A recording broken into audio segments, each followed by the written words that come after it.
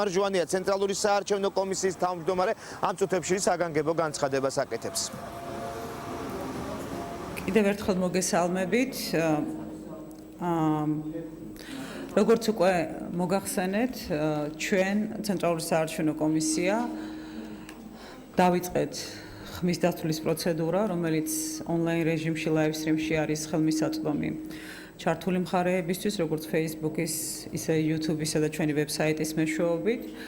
ამავდროულად ჩვენ რამდენჯერმე გავაკეთეთ განცხადება, რომ უნდა დავლოდებოდით რამდენიმე გარკვეული რაოდენობის ოქმების შემოსვლას ცენტრალურ საარჩევნო კომისიაში, რომ ყოფილიყო არა მხოლოდ ერთი კონკრეტული ან ორი ოლქიდან და რეგიონიდან ოქმები, არამედ საქართველოს ყველა რეგიონიდან რაღაც გარკვეული რეპრეზენტატიული რაოდენობის ოქმები შემოსულიყო.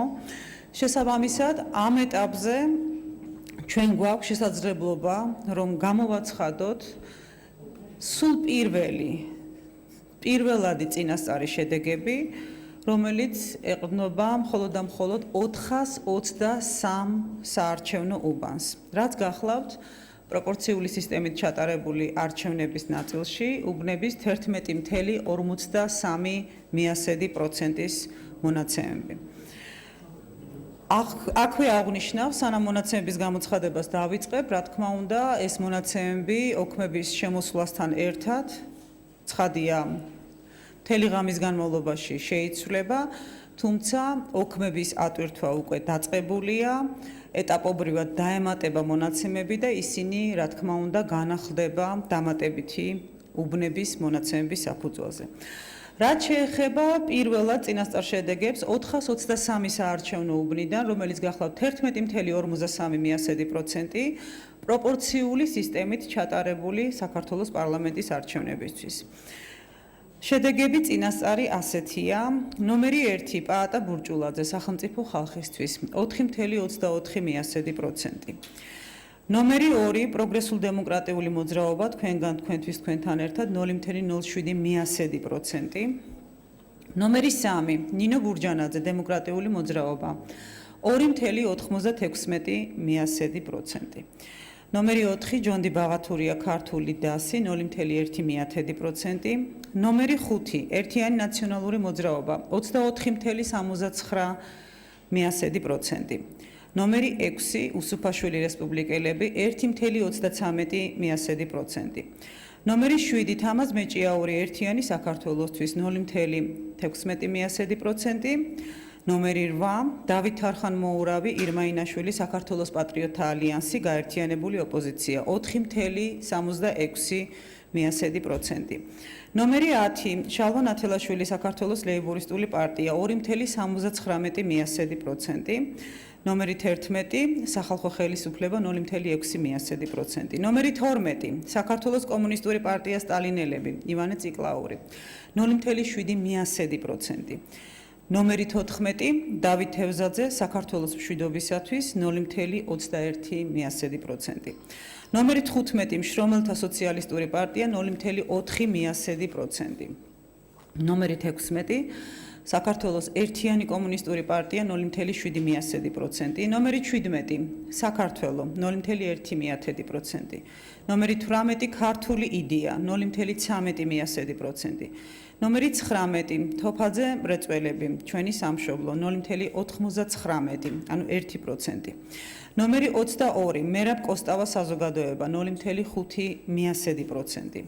ნომერი 23 ჩვენები სახალხო პარტია 0,5%. ნომერი 25 კახა ძაგანია სოსო შატბერაშვილი პაატა ჯიბლაძე არჩილ ბენიძე მემარცხენე ალიანსი 0,3%. ნომერი 26 ეროვნული ფორუმი 0,47%. ნომერი 27 ირაკლი ალასანია თავისუფალი დემოკრატები 3,21%. ნომერი 28 ზვიადის გზა უფლის სახელით 0,5%. ნომერი 30 ჩვენი საქართველო ბადრი პატარკაციშვილი საარჩევნო შტაბი 0.5% და ნომერი 41 ქართული ოცნება დემოკრატიული საქართველო 53.42%.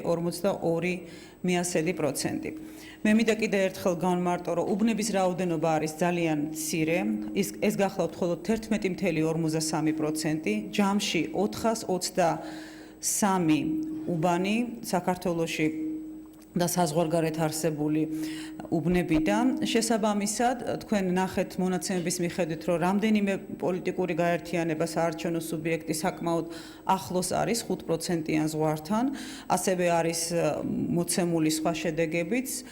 შესაბამისად, მინდა განვაცხადო, რომ უბნების რაოდენობის დასთან ერთად შესაძლოა შედეგები გარკვეულწილად შეიცვალოს და ეს არის მხოლოდ 11%-ზე დამყარებული 423 საარჩევნო უბანზე დაფუძნებული პირველი წინასწარი შედეგები. კიდევ ერთხელ აღვნიშნავ, ეს შედეგები ეტაპობრივად განახლდება ჩვენს ვებგვერდზე და ატვირთვა ოქმების ფაქტობრივად დაწყებულია და მას ეტაპობრივად დაემატება დამატებითი ოქმები. დიდი მადლობა. დიახ.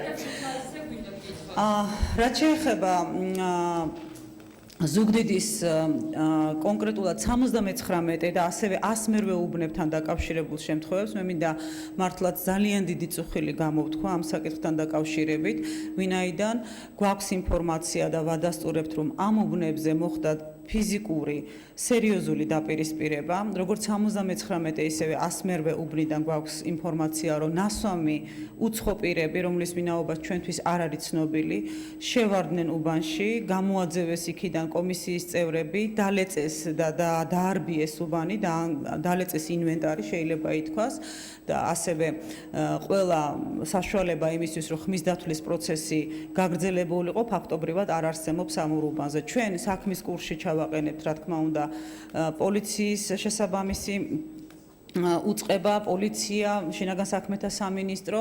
ამ ეტაპზე მეტი ინციდენტი ჯერჯერობით არ მოსულა, თუმცა რა თქმა უნდა, გამოძიება ამ საკითხთან დაკავშირებით დაიწყება და შესაბამისი რეაგირება იქნება. სამწუხაროა, რომ ორ უბანზე ასეთი ტიპის თვრალი უცხო პირების შეჭრის გამო ამომრჩევლის ნებას დაემუქრა ფაქტობრივად საფრთხე. რაც შეეხება ქუთაისს, ჩვენ გვქონდა ინფორმაცია კონკრეტულად ერთ უბანზე, როდესაც მოხდა დაპირისპირება, თუმცა ადგილზევე აღმოიფხვრა და თვითონ უბანში ამ კონკრეტულ დაპირისპირებას ის იყო გარეთ უბნის კართან მომხდარი და რაიმე შიგნით ზეგავლენა არ მოუხდენია. ჩვენ ყოველ წუთს ასეთი პრობლემების წინაშე, რა თქმა უნდა, შემოგდეს ინფორმაცია და ვაყენებთ საქმის კურსში ძალოვან უწყებებს. მე იმედი მაქვს, რომ როგორც საარჩევნო სუბიექტები, ასევე მათი მხარდამჭერები, მიუხედავად იმ შედეგისა, რომელიც ახლა გამოცხადდა და რომელსაც კიდევ ერთხელ ვაცხადებ, რომ გახლავთ წინასწარი სულ პირველადი შედეგები და ისინი შეიძლება შეიცვალოს, მიუხედავად ამ ყველაფრისა, ისინი მისცემენ საზოგადოებას და საარჩევნო ადმინისტრაციას იმის საშუალებას, რომ 7 გარემოში, ისევე როგორც მთლიანი კენჭისყრის პროცესი მთლიანობაში წარიმართა 7-ად, ესე 7-ად დასრულდეს არჩევნები, გარდა იმ ერთეული გამონაკლისებისა, რომელსაც რა თქმა უნდა თავისი სამართლებრივი შედეგი ექნება. დიდი მადლობა.